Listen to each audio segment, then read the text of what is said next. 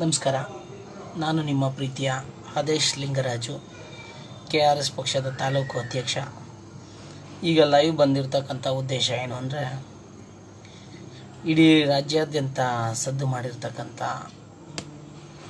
ಒಂದು ಪ್ರಜ್ವಲ್ ರೇವಣ್ಣ ಅವ್ರದ್ದು pen drive ಕತೆ. ಇದು ಸಾಮಾನ್ಯವಾದ ಕತೆ ಅಲ್ಲ, ನಮ್ಮ ಕರ್ನಾಟಕನೇ ತಲೆ ತಗ್ಸ್ತಕ್ಕಂಥ ಕತೆ. ಪ್ಲಸ್ ಅವರು ಸಾಮಾನ್ಯ ವ್ಯಕ್ತಿ ಅಲ್ಲ. ಪ್ರಜ್ವಲ್ ರೇವಣ್ಣ ಒಬ್ಬ MP ಆಗಿರ್ತಕ್ಕಂಥವ್ರು ಆಗಿದ್ದರು. ಈಗ ಮತ್ತೆ MP ಎಲೆಕ್ಷನ್ಗೆ ನಿಂತಿರ್ತಕ್ಕಂಥವ್ರು, ಕಂಟೆಸ್ಟ್ ಮಾಡಿರ್ತಕ್ಕಂಥವ್ರು. ಅಂಥ ವ್ಯಕ್ತಿ ಯಾವ ರೀತಿ ಇದ್ದ, ಅವನ ಹಿನ್ನೆಲೆ ಏನು, ಮತ್ತು ಅವನು ಇಷ್ಟೊಂದು ಕೆಡೋದಕ್ಕೆ ಕಾರಣ ಏನು, ಇಷ್ಟೊಂದು ಅವನು ನೀಚ ಕೃತ್ಯಗಳನ್ನ ಮಾಡಲಿಕ್ಕೆ ಯಾರ್ಯಾರು ಪಾಲ್ದಾರರು, ಇದನ್ನೆಲ್ಲ ನಾವು ಗಮನಿಸ್ಬೇಕಾಗತ್ತೆ. ರಾಜ್ಯದ ಜನ, ನಮ್ಮ ಕರ್ತವ್ಯ ಬರೀ ಕೇವಲ ಅವರಿಗೆ ಮತದಾನ ಮಾಡೋದು, ಅವ್ರನ್ನ ಗೆಲ್ಲಿಸ್ತಕ್ಕಂಥದ್ದು. ಪ್ರಜ್ವಲ್ ರೇವಣ್ಣ ನಮ್ಮ ಬಾಸು, ಅಣ್ಣ, ಮಗದೊಂದು ಹೆಸರುಗಳಲ್ಲಿ ಕರಿತಕ್ಕಂಥದ್ದು ಎಷ್ಟೋ ಹಿಂಬಾಲಕರು ಇವರೆಲ್ಲ ಇರ್ತೀರ. ಇವರೆಲ್ಲ ಈಗ ಅರ್ಥ ಮಾಡ್ಕೊಬೇಕು. ಇವತ್ತು ಯಾರ್ದೋ ಒಂದು ಮನೆಗೆ ಸಮಸ್ಯೆ ಆಗಿದೆ ಅಂತ ಅಂದ್ಕೊಂಡ್ರೆ ನೀವು, ನಿಮ್ಮಂಥ ದೊಡ್ಡರು ಇನ್ನೊಬ್ರಿಲ್ಲ. ಯಾಕೆಂದರೆ ಯಾರ್ದೋ ಒಂದು ಸ್ವಲ್ಪ ಜನ ಮನೆಯದು ಮರ್ಯಾದೆ ಹಾಳಾಗಿದೆ, ನಮ್ಮದೇನು ಹಾಳಾಗಿಲ್ಲ ನಮ್ಮ ಮನೆಯದು ಅನ್ನೋ ಒಂದು ನಿಟ್ಟೇನಾದರೂ ನಿಮಗೆ ಬಂದು ಮತ್ತೆ ಅಂಥವ್ರಿಗೆ ನೀವು ಬೆಂಬಲ ಕೊಡ್ತೀರಾ ಅಂದರೆ, ಮುಂದಿನ ದಿನಗಳಲ್ಲಿ ಇನ್ನೂ ಕೆಟ್ಟ ದಿನಗಳನ್ನ ನಾವು ನೋಡಬೇಕಾಗತ್ತೆ. ರಾಜ್ಯದಲ್ಲಿ ಇಂಥ ವ್ಯಕ್ತಿಗೆ ಏನು ಸರಿಯಾದ ಕಾನೂನಿನ ಕ್ರಮ ಕೈಗೊಂಡ್ರೆ ಮುಂದೆ ಇನ್ನೊಬ್ಬರು ತಪ್ಪು ಮಾಡಲಿಕ್ಕೂ ಹೆದರುತ್ತಾರೆ. ಪ್ಲಸ್ ಜನಗಳು ಬುದ್ಧಿ ಕಲಿಸ್ಬೇಕು. ಇಂಥ ಒಬ್ಬ ನೀಚ ವ್ಯಕ್ತಿತ್ವ ಇರ್ತಕ್ಕಂಥವ್ರು ಯಾರೇ ಆಗಿರ್ಬೋದು, ಅದು ಅಂಥವರಿಗೆ ಬುದ್ಧಿ ಕಲಿಸ್ಬೇಕು. ಹಾಗೆ ನಮ್ಮ KRS ಪಕ್ಷದ ನಮ್ಮ ರಾಜ್ಯಾಧ್ಯಕ್ಷರಾದ ರವಿಕೃಷ್ಣ ರೆಡ್ಡಿ ಅವರು ಯಾವಾಗಲೂ ಹೇಳ್ತಾ ಇರ್ತಾರೆ ಮತದಾರರಿಗೆ ಏನಂತ ಅಂದರೆ, ನೀಚರು, ಕಳ್ಳರು, ಖದೀಮ್ರು ಏನು ಎಲೆಕ್ಷನ್ನಿಗೆ ನಿಂತು ಗೆದ್ದು ಅವ್ರು ಮಾಡ್ತಕ್ಕಂಥ ಪಾಪ ಕೃತ್ಯಗಳಿಗೆ ಮತದಾನ ಮಾಡಿರ್ತಿರಲ್ಲ, ನೀವು ಪಾಲುದಾರರು ಅಂತ ಅದನ್ನು ಹೇಳ್ತಾರೆ. ಯಾಕಿಷ್ಟು ಸೂಕ್ಷ್ಮವಾಗಿ ಹೇಳ್ತಾರೆ ಅಂದರೆ, ಅವ್ರು ಮಾಡೋ ಪಾಪ ಕೃತ್ಯಗಳಲ್ಲಿ ನೀವು ಮತ ಹಾಕಿ ಗೆಲ್ಸಿರ್ತಿರಲ್ಲ, ನೀವು ಸಮಾನವಾಗಿ ಪಾಪ ಹಂಚಿಕೆ ಮಾಡ್ಕೋತೀರಾ ಅಂತ ಅರ್ಥ. ಅವ್ನು ಮಾಡೋ ಪಾಪಕ್ಕೆ ನಿಮ್ಮದು ಸಪೋರ್ಟ್ ಇದೆ ಅಂತ ಅರ್ಥ, ಅವನಿಗೆ ಓಟ್ ಹಾಕಿದರೆ. ಇದನ್ನು ರವಿಕೃಷ್ಣ ರೆಡ್ಡಿಯವರು ಸೂಕ್ಷ್ಮವಾಗಿ ಹೇಳಿದ್ರು ಕರ್ನಾಟಕದ ಜನತೆಗೆ. ಆದರೆ ಅವ್ರು ಯಾರೂ ಅರ್ಥ ಮಾಡ್ಕೊಳ್ಳಿಲ್ಲ. ಕಾರಣ ಇಷ್ಟೇ, ನಿಮ್ಗಳಿಗೆ ಬೇಕಾಗಿರೋದು ಜಾತಿ, ಅವನು ನಮ್ಮ ಬಾಸು, ಅಣ್ಣ, ಈ ರೀತಿಯಾದ ಒಂದು ವ್ಯವಸ್ಥೆ ಒಳಗೆ ಬದುಕ್ತಾ ಇದ್ದೀವಿ. ಈ ರೀತಿ ವ್ಯವಸ್ಥೆಯಿಂದ ಆಚೆಗೆ ಬರೋವರೆಗೂ ಯಾವುದೇ ವ್ಯಕ್ತಿಗಳು ಈ ರೀತಿ ಮಾಡ್ತಕ್ಕಂಥದ್ದನ್ನು ಮುಂದುವರಿಸ್ತಾರೆ ಹೊರತು ಅದರಿಂದ ಆಚೆ ಬರ್ತಕ್ಕಂಥ ಕೆಲಸ ಮಾಡಲ್ಲ. ಆದ ಕಾರಣ ಅವರಿಗೆ ಪ್ರಾಮುಖ್ಯತೆ ಕೊಡೋದನ್ನ ಬಿಡಬೇಕು. ಮೊದಲು ರಾಜಕಾರಣಿಗಳ ಮಕ್ಕಳುಗಳು, ಅವ್ರ ಕುಟುಂಬದವರು ಅನ್ನೋ ಒಂದೇ ಒಂದು ಉದ್ದೇಶಗಳಿಗೆ ನೀವು ಮತ ಹಾಕ್ತಾ ಬರ್ತಾಯಿದ್ದೀರ ಎಷ್ಟು ದಿನ. ಈ ಥರ ಮತ ಹಾಕಿದ್ದಕ್ಕೇ ಅವರು ನಮ್ಮ ತೆರಿಗೆ ಕಟ್ಟಿದ ಹಣದಲ್ಲಿ ಅವರು ಕೋಟ್ಯಾಂತರ ರೂಪಾಯಿ ದುಡ್ಡು ಮಾಡಿಕೊಂಡು, ಕೋಟ್ಯಾಂತರ ರೂಪಾಯಿ ಐಷಾರಾಮಿ ಕಾರ್ಗಳನ್ನ ತಗೊಂಡು, ಕೋಟ್ಯಾಂತರ ರೂಪಾಯಿ ಆಸ್ತಿಗಳನ್ನ ಮಾಡಿಕೊಂಡು ಕಾರ್ಯಕರ್ತರ ಮನೆಯವರನ್ನು ಉಪಯೋಗಿಸ್ಕೊತಾ ಇದ್ದಾರೆ. ಇದಕ್ಕೆ ಕಾರಣ ನೀವು ನೋಡ್ತಕ್ಕಂಥ ಇಡೀ ರಾಜ್ಯ ನೋಡಿರ್ತಕ್ಕಂಥ ಬೆಚ್ಚಿ ಬಿದ್ದಿರ್ತಕ್ಕಂಥ ಸಂಗತಿ ಪೆನ್ ಡ್ರೈವ್. ಇವರು ನಾವು ಮತ ಹಾಕಿ ಗೆಲ್ಲಿಸಿದಂಥವರು, ನಮ್ಮ ಜನಸೇವೆ ಮಾಡಬೇಕಾದಂಥವ್ರು, ಅವ್ರ ಕಾರ್ಯಕರ್ತರನ್ನ ದೇವರ ರೂಪದಲ್ಲಿ ಕಾಣ್ತಕ್ಕಂಥವ್ರು, ಅವ್ರ ಕಾರ್ಯಕರ್ತರನ್ನೇ ಕೆಟ್ಟ ದೃಷ್ಟಿಲಿ ನಡೆಸ್ತಕ್ಕಂಥ ಕೆಲಸ ಮಾಡಿದ್ದಾರೆ ಅಂದರೆ ನೀವು ರಾಜ್ಯದ ಜನತೆ ಅರ್ಥ ಮಾಡ್ಕೋಬೇಕು.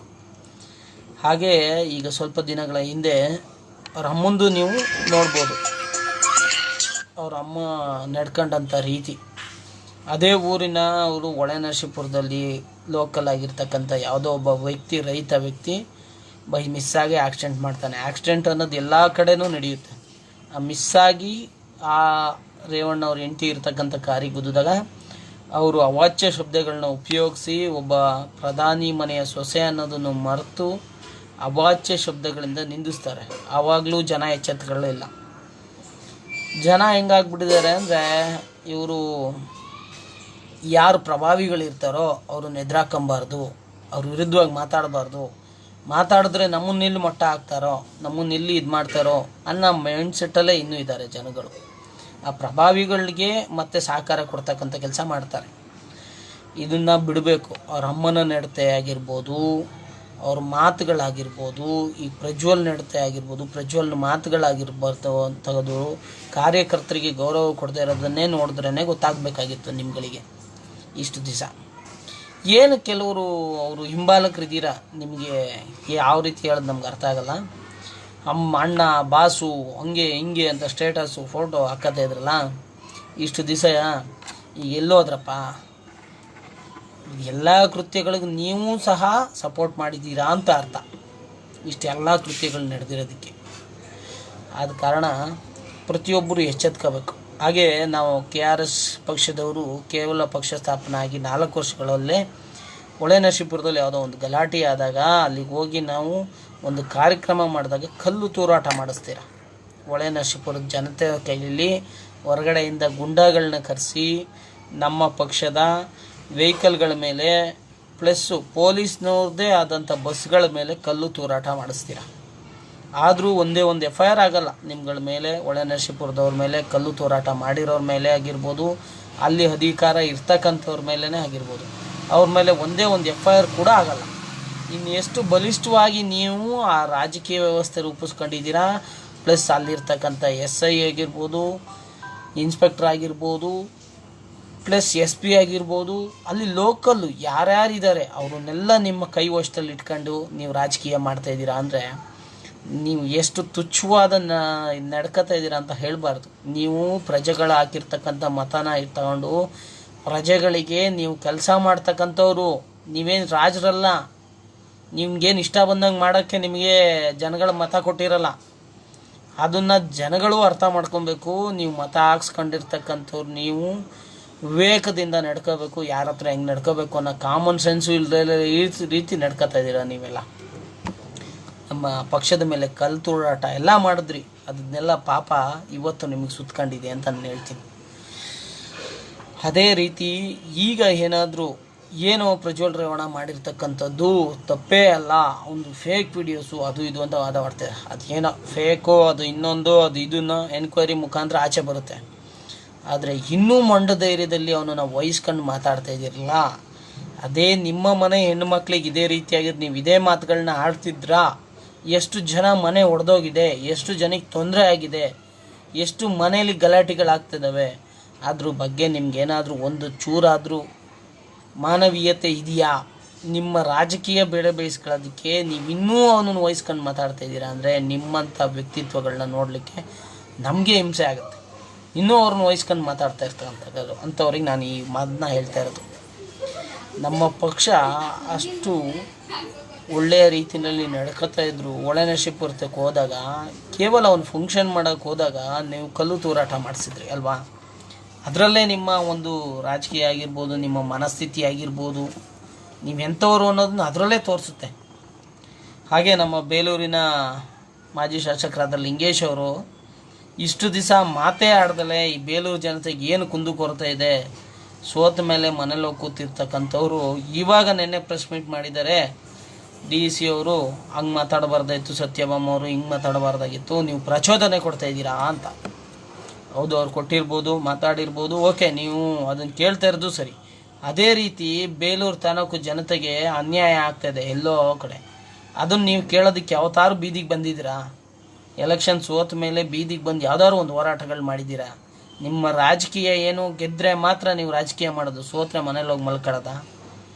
ಬೇಲೂರು ಜನತೆ ನಿಮಗೆ ಸಹಕಾರ ಕೊಟ್ಟಿಲ್ವಾ? ಬೇಲೂರು ಜನತೆ ನಿಮ್ಗೆ ಓಟ್ಗಳನ್ನ ಕೊಟ್ಟಿಲ್ವಾ? ಬೇಲೂರಿನ ಕುಂದುಕೊರತೆಗಳನ್ನ ಕೇಳ್ತಾ ಇದ್ದೀರಾ ನೀವು ಬಂದು? ವಿರೋಧ ಪಕ್ಷದಲ್ಲಿ ನಿಂತ್ಕೊಂಡು ವಿರೋಧ ಪಕ್ಷದ ನಾಯಕರಾಗಿ ಯಾವ ರೀತಿ ಕೆಲಸ ಮಾಡಬೇಕು ಮಾಡ್ತಾ ಇದ್ದೀರಾ ನೀವು ಬೇಲೂರು ಒಳಗಡೆ ಅನ್ನೋದೊಂದು ನನ್ನ ಪ್ರಶ್ನೆ. ಅದೇ ರೀತಿ ನೀವು ಈಗಲೂ ವಹಿಸ್ಕೊಂಡು ಮಾತಾಡ್ತಾಯಿದ್ರೆ ತಪ್ಪು ಮಾಡಿದವ್ರನ್ನ ಮುಂದಿನ ದಿನಗಳಲ್ಲಿ ಅದು ಕೆಟ್ಟ ಪರಿಣಾಮವನ್ನು ನೀವೇ ಎದುರಿಸ್ತೀರ. ಈಗ ನಾವೇನು ಪಾಪದ ಕೊಡ ಅಂತ ಇದೆಯಲ್ಲ, ಅದು ಅದೇ ರೀತಿಯಾಗಿ ನಿಮ್ಮ ತಪ್ಪುಗಳಿಗೆ ನೀವೇ ಕೂಡ ಆ ತಪ್ಪಿಗೆ ಆ ಪಾಪದ ಕೊಡ ತುಂಬಿದ ಮೇಲೆ ನೀವೇ ಅದರದ್ದು ಅನುಭವಿಸೋದು, ನಾವು ಯಾರೂ ಅನುಭವಿಸಲ್ಲ ಯಾರ್ಯಾರು ಏನೇನು ಮಾಡಿದ್ರು. ಹಾಗೆ ಈಗ ನಮ್ಮ ಕಾಂಗ್ರೆಸ್ ಸರ್ಕಾರದ ಬಗ್ಗೆ ಮಾತಾಡ್ತಾ ಇದ್ದೀನಿ. ಇಂಥ ಒಂದು ನಾವು ನತದೃಷ್ಟರು ಅಂತಲೇ ಹೇಳಬೇಕು ಈ ಕರ್ನಾಟಕದಲ್ಲಿ. ಇಂಥ ಒಂದು ಸರ್ಕಾರಕ್ಕೆ ಜನ ವೋಟ್ ಕೊಟ್ಟು ಕಾಂಗ್ರೆಸ್ ಸರ್ಕಾರ ಆಯ್ಕೆ ಮಾಡಿರೋದಕ್ಕೆ ಯಾಕೆ ಅಂದರೆ ಯಾವುದೋ ಒಂದು ಸರ್ಕಾರ ದೂಷಿಸ್ಲಿಕ್ಕೆ ನಾನು ಬಂದಿಲ್ಲ. ಪ್ರಜ್ವಲ್ ರೇವಣ್ಣ ಅವರು ಮತದಾನ ಮಾಡೋದಕ್ಕಾಗಂಥ ದಿನವೂ ಸುಮ್ಮನೆ ಇದ್ದಾರೆ. ಅವ್ರು ಮತದಾನ ಮಾಡೋದಕ್ಕಿಂತ ಹಿಂದಿನ ದಿನವೂ ಸುಮ್ಮನೆ ಇದ್ದಾರೆ. ಅವ್ರ ವಿಡಿಯೋ ಬಂದು ಹೆಚ್ಚು ಕಮ್ಮಿ ಮತದಾನ ಮಾಡೋಕ್ಕಿಂತ 2-3 ದಿವಸ ಹಿಂದೆಯೇ ಅವ್ರದ್ದು ವೀಡಿಯೋಗಳು ಪೆನ್ಡ್ರೈವ್ಗಳು ಬಂದಿದ್ದಾವೆ. ಆದರೂ ಕಾಂಗ್ರೆಸ್ ಸರ್ಕಾರದವ್ರು ನಮಗೇನೂ ಗೊತ್ತೇ ಇಲ್ಲ ಅನ್ನೋ ಥರ ಕಣ್ಣು ಮುಚ್ಚಿ ಕುಳಿತು ಅವರೆಲ್ಲೋ ಫಾರಿನಿಗೆ ಹೋದ್ಮೇಲೆ ನೀವು ಇವಾಗ ಅವ್ರನ್ನ ಹಿಡಿಬೇಕು ಅಂತ ಜನನ ಕಣ್ಣೋರ್ಸ್ತಕ್ಕಂಥ ಕೆಲಸ ಮಾಡ್ತಾಯಿರಲ್ಲ. ನಿಮಗೆ ನಾಚಿಕೆ ಆಗಬೇಕನ್ರಿ ಕಾಂಗ್ರೆಸ್ ಸರ್ಕಾರದವರಿಗೆ. ನಿಮಗೆ ಮಾನ ಮರ್ಯಾದೆ ಅಂತ ಏನಾದ್ರು ಇದ್ದಿದ್ದಿದ್ರೆ ಕಾಂಗ್ರೆಸ್ ಸರ್ಕಾರದವರಿಗೆ ಅವ್ರು ಮತದಾನ ಮಾಡೋದ್ನಲ್ಲ ಅವತ್ತು ಪ್ರಜ್ವಲ್ ರೇವಣ್ಣ, ಅವತ್ತೇ ನೀವು ಹಿಡಿಬೋದಾಗಿತ್ತು ಅವನನ್ನು ಸೆಲ್ಫ್ FIR ಹಾಕ್ಕೊಂಡು. ನೀವು ಆ ಕೆಲಸ ಮಾಡಲ್ಲ ಸ್ವಾಮಿ. ಯಾಕೆ ಮಾಡಲ್ಲ ಹೇಳಿ? ನಿಮ್ಮನ್ನು ಅವ್ರು ಬಚಾವ್ ಮಾಡಬೇಕು, ಅವರನ್ನು ನೀವು ಬಚಾವ್ ಮಾಡಬೇಕು. ಇದೇ ನಿಮ್ಮದು ಕೀಳು ಮಟ್ಟದ ರಾಜಕೀಯ ಮಾಡ್ಕೊಂಡು ಪೂರ್ತಿ ಜೀವನ ಸಾಗಿಸ್ತಾ ಇದ್ದೀರಾ. ಜನಗಳಿಗೆ ಏನು ಬೇಕು, ಜನಗಳಿಗೆ ಏನು ಮಾಡಬೇಕು ಅನ್ನೋ ಒಂದು ಕಾಮನ್ ಸೆನ್ಸ್ ಇಲ್ದಲೇ ನಡ್ಕೊಳ್ತಕ್ಕಂಥ ಸರ್ಕಾರಗಳು ನಮ್ಮ ಕರ್ನಾಟಕದಲ್ಲಿ ಇದ್ದಾವೆ ಅನ್ನೋದು ನಮ್ಮ ಒಂದು ನತದೃಷ್ಟರು ನಾವು ಹೇಳಬೇಕು ಅಂದರೆ. ಅಂಥ ಒಂದು ಸರ್ಕಾರ ಯಾಕೆ ಸ್ವಾಮಿ ಅವತ್ತು ಅರೆಸ್ಟ್ ಮಾಡ್ಬೋದಾಗಿತ್ತಲ್ಲ ಅವ್ರು ಮತದಾನ ಮಾಡಿದ ದಿವಸ. ಆವಾಗ ಸುಮ್ಮನೆ ಇದ್ದು ನೀವು ಇವತ್ತು ಕಣ್ಣೋರ್ಸ್ತಕ್ಕಂಥ ಕಾರ್ಯಕ್ರಮ ಅವರಿಲ್ಲ ಇವಾಗ ಅರೆಸ್ಟ್ ಮಾಡೋದಕ್ಕೆ ಅಲ್ಲಿದ್ದಾರೆ ಇಲ್ಲಿದ್ದಾರೆ ಅಂತ. ಇಂಥ ಸರ್ಕಾರಗಳು. ಹಾಗೆ JDSನಲ್ಲಿ ಇಷ್ಟು ದಿನ ಮಾಡಿರ್ತಕ್ಕಂಥ ಕಾರ್ಯಕರ್ತರಾಗಿರ್ಬೋದು, ಪ್ರತಿಯೊಬ್ಬರಾಗಿರ್ಬೋದು, JDS ಕಾರ್ಯಕರ್ತರು ಅವ್ರವ್ರ ಮನೆಯಲ್ಲಿ ಪ್ರತಿಯೊಬ್ಬರು ಮನೆಯಲ್ಲೂ ನಾನು ಕಾಣೋ ರೀತಿಯಲ್ಲಿ ಆ ದೇವೇಗೌಡರನ್ನ ಫೋಟೋ ಇಟ್ಟು ದೇವ್ರ ಸಮಾನವಾಗಿ ನೋಡ್ತಾರೆ. ಅಂಥ ಒಂದು ಕುಟುಂಬದಲ್ಲಿ ಬಂದಿರತಕ್ಕಂಥ ಪ್ರಜ್ವಲ್ ರೇವಣ್ಣ ಇಂಥ ನೀಚ ಕೃತ್ಯಕ್ಕೆ ಕೈ ಹಾಕಬಾರ್ದಾಗಿತ್ತು, ಹಾಕಿದ್ದಾನೆ. ಈ ಥರ ಒಂದು ನೀಚ ಕೃತ್ಯಕ್ಕೆ ನಮಗೆ ನಾವು ಹೇಳ್ಕೊಳ್ಳೋಕ್ಕೆ ಹಿಂಸೆ ಆಗುತ್ತೆ. ಆ ರೀತಿಯಲ್ಲಿ ರಾಜ್ಯದಲ್ಲಿ ವರ್ತನೆ ಮಾಡಿದರೆ ರಾಜ್ಯದ ಜನ ಇದಕ್ಕೆ ತಕ್ಕ ಉತ್ತರ ಕೊಡಬೇಕು. ಅವರನ್ನು ಯಾವುದೇ ಕಾರಣಕ್ಕೂ MP ಆಗಿ ಕ್ವಾಲಿಫೈಡ್ ಆಗೋಕ್ಕೆ ಬಿಡಬಾರ್ದು. ಅವನು MP ಆದರೆ ಇನ್ನೂ ನಮ್ಮ ಜಿಲ್ಲೆಯನ್ನು ಹಾಳು ಮಾಡ್ತಕ್ಕಂಥ ಕೆಲಸನೇ ಮಾಡ್ತಾನೆ ಹೊರತು ಉದ್ಧಾರ ಮಾಡ್ತಕ್ಕಂಥ ಕೆಲಸ ಯಾವುದೇ ಕಾರಣಕ್ಕೂ ಮಾಡಲ್ಲ. ಈ ರೀತಿಯಾಗಿ ಪ್ರಜ್ವಲ್ ರೇವಣ್ಣ ಅವರು ನಡತೆ ಹಾಸನ ಜಿಲ್ಲೆ ಒಳಗೆ ನಡೆದರೂ ಕೂಡ ಅವನನ್ನು ಇಲ್ಲಿವರೆಗೂ ಅರೆಸ್ಟ್ ಮಾಡೋಕ್ಕಾಗಿಲ್ಲ ಅಂದರೆ ನಮ್ಮ ರಾಜ್ಯ ಸರ್ಕಾರದ ವೈಫಲ್ಯ.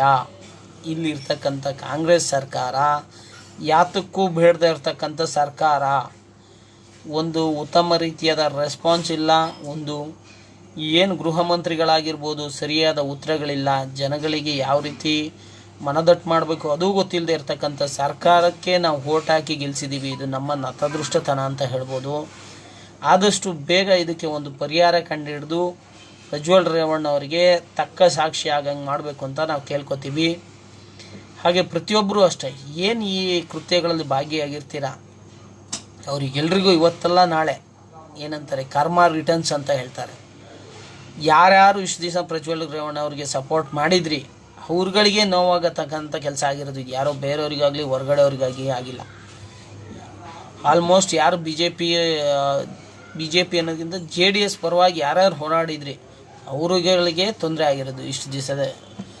ಆದ ಕಾರಣ ಎಲ್ಲ ಎಚ್ಚೆತ್ಕೊಂಡು ಮುಂದಿನ ದಿನಗಳಲ್ಲಿ ಇಂಥ ಒಬ್ಬರಿಗೆ ಸಪೋರ್ಟ್ ಮಾಡೋದನ್ನು ನಿಲ್ಲಿಸಿ ನಮ್ಮ ಬಾಸು ಅಣ್ಣ ಅಂತ ಹೇಳ್ಕೊಂಡು ಅವ್ರು ಹಿಂದ್ಗಡೆ ಓಡಾಡ್ಕೊಂಡು ರಾಜಕೀಯ ಮಾಡ್ತಕ್ಕಂಥದ್ದನ್ನು ನಿಲ್ಲಿಸಿ ಯುವಕರು ಎಚ್ಚೆತ್ಕೋಬೇಕು. ಇವತ್ತು ಯಾವುದೋ ಮನೆಗಾಗಿರೋ ಸಮಸ್ಯೆನ ನಮ್ಮದಲ್ಲ ಅಂತ ಅಂದ್ಕೊಂಡ್ರೆ ನಾಳೆ ನಮ್ಮ ಮನೆಗೂ ಆ ಸಮಸ್ಯೆ ಬಂದು ತಟ್ಬೋದು. ಅದರೊಳಗಡೆ ಪ್ರತಿಯೊಬ್ಬರು ಯುವಕರು ಎಚ್ಚೆತ್ಕೊಳ್ಳಿ. KRS ಪಕ್ಷ ಹೇಳೋ ಥರ ಏನು ಪಾಪ ಕೃತ್ಯಗಳ ಮಾಡ್ತಾ ಇರ್ತಕ್ಕಂಥ ರಾಜಕೀಯದವರಿಗೆ ನೀವು ಓಟ್ ಹಾಕಿದ್ರೆ ನೀವು ಆ ಪಾಪ ಕೃತ್ಯಗಳಲ್ಲಿ ಭಾಗಿಯಾಗಿದ್ದೀರಾ ಅಂತ ಅರ್ಥ. ಅವ್ನು ಮಾಡ್ತಕ್ಕಂಥ ಪಾಪದಲ್ಲಿ ನಿಮ್ಮದು ಪಾಲಿದೆ ಅಂತ. ಹಾಗೆ ಮುಂದಿನ ದಿನಗಳಲ್ಲಿ ಒಳ್ಳೆಯವ್ರನ್ನ ಆಯ್ಕೆ ಮಾಡಿ ಅಂತ ಕೇಳ್ಕೊತೀವಿ. ಹಾಸನ ಜಿಲ್ಲೆ ಜನತೆಯಲ್ಲಿ ನಮಸ್ಕಾರ, ಧನ್ಯವಾದಗಳು.